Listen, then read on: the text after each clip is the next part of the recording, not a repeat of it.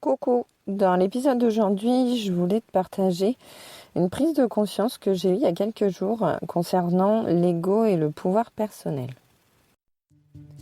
Moi, c'est Charlène, j'utilise le pouvoir des énergies depuis plusieurs années maintenant, mais au départ, je le faisais inconsciemment. Depuis, j'ai fait un long cheminement et aujourd'hui, je souhaite t'aider à apprendre, comprendre et utiliser au mieux les énergies au quotidien pour plus de bonheur, de bien-être, d'épanouissement. Je te souhaite une bonne écoute. Alors, ça faisait plusieurs mois que je ressassais une situation. J'ai quitté une situation il y a presque un an, même maintenant.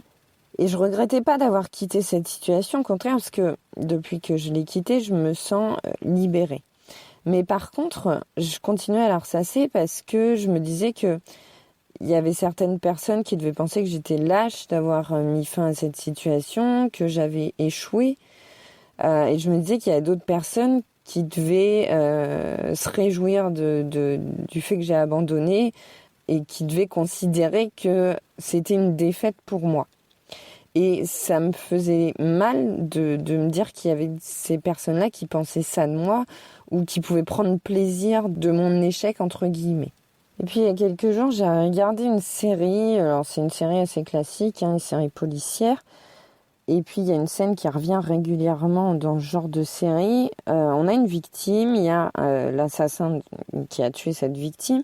Et puis il y a une personne proche de la victime qui veut la venger, qui veut tuer son meurtrier.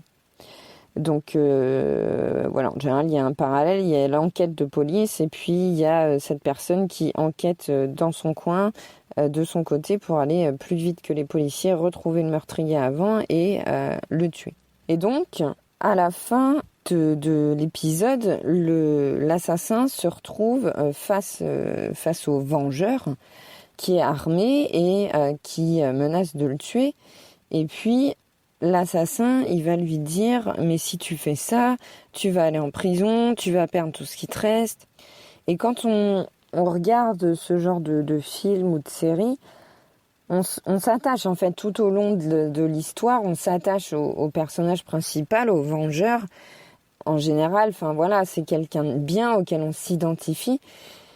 Et puis, quand arrive cette scène-là, on se dit, mais non, il faut pas qu'il le tue, sinon il va aller en prison, il mérite pas d'aller en prison, il mérite d'être heureux, il mérite pas de perdre les personnes qui lui restent, sa vie qu'il a encore.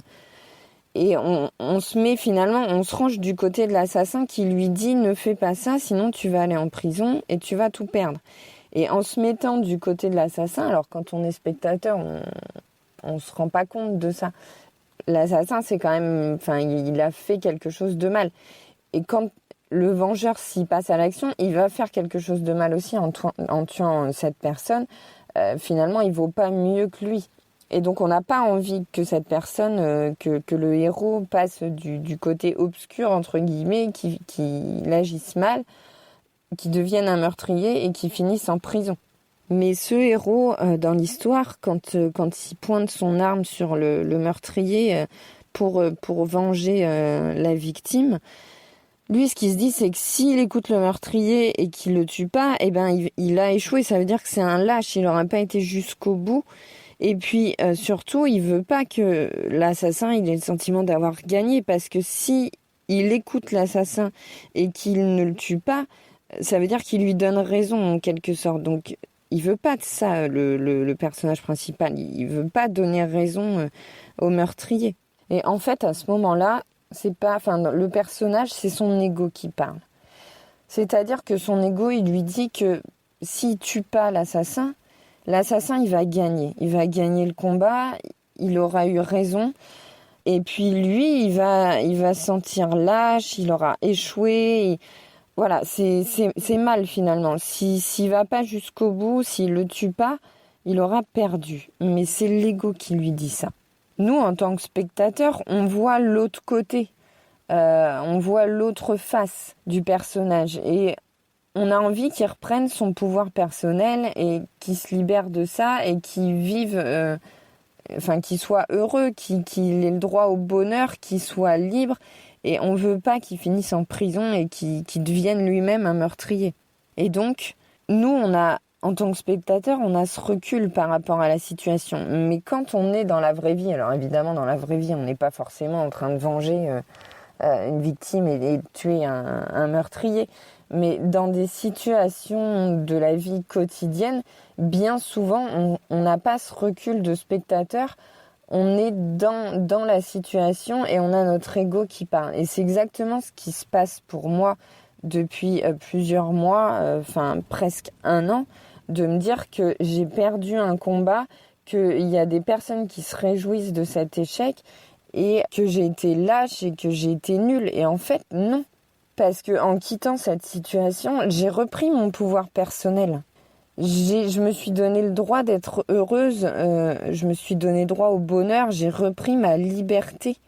Alors que ces personnes, si c'est le cas, parce que finalement c'est qu'une supposition de mon ego, me dire que ces personnes-là, elles me jugent et qu'elles pensent que j'ai échoué et qu'elles se réjouissent de la situation ou pas, ça c'est moi qui le pense, j'en sais rien finalement. Peut-être pas.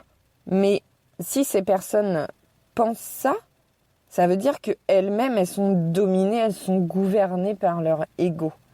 Et donc, elles ne sont pas libres. Parce que si elles pensent ça de moi, ça veut dire qu'elles-mêmes, dans cette situation, elles se seraient senties en situation d'échec. Donc, ça veut dire que c'est leur ego qui parle. Et donc, finalement, je me dis que ces personnes-là, j'ai rien à leur envier. Moi, je suis libre. Moi, j'ai repris mon pouvoir personnel, j'ai repris ma liberté, j'ai repris mon droit au bonheur. Alors que elles sont gouvernées par leur ego. Elles sont finalement pas libres. Elles sont prisonnières de cet ego en pensant ces choses-là. Et donc, je me dis que même si elles pensent ça de moi, contrairement à elles, je suis libre et je les envie pas du tout, ces personnes-là. Et je suis contente. Alors, je l'étais déjà avant d'avoir quitté cette situation. J'étais déjà contente d'avoir... c'est même plus que contente d'avoir quitté cette situation parce que elle me faisait souffrir, cette situation. Elle était mauvaise pour moi. Et à vouloir m'entêter à rester dedans pour gagner un combat, je me serais épuisée et j'aurais perdu bien plus qu'en le quittant. Donc, en quittant cette situation, j'ai rien perdu, au contraire. J'ai gagné en liberté, en bonheur, en joie de vivre, en soulagement, en tout ce qu'on veut. Et parfois dans la vie, il faut savoir quitter des situations. Il faut arrêter de s'entêter parce que c'est l'ego qui parle. L'ego, il dit que si on quitte une situation, on a échoué, on a perdu, on est nul. Et en fait, non, pas du tout. On s'autorise à être heureux simplement. On reprend notre pouvoir personnel.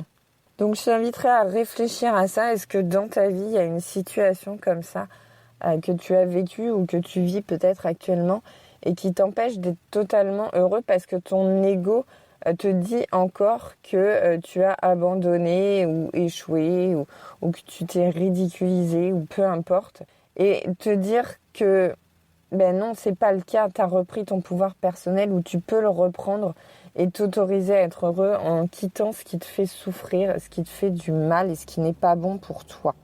Et peu importe ce que disent ou ce que pensent les autres, c'est leur ego qui parle aussi et eux-mêmes ne sont pas libres. Et je suis sûre qu'on a tous vécu dans notre vie au moins une situation comme ça.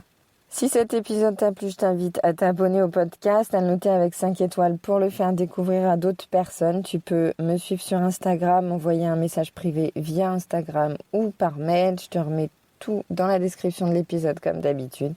Et moi, je te fais plein de bisous et je te dis à dimanche prochain.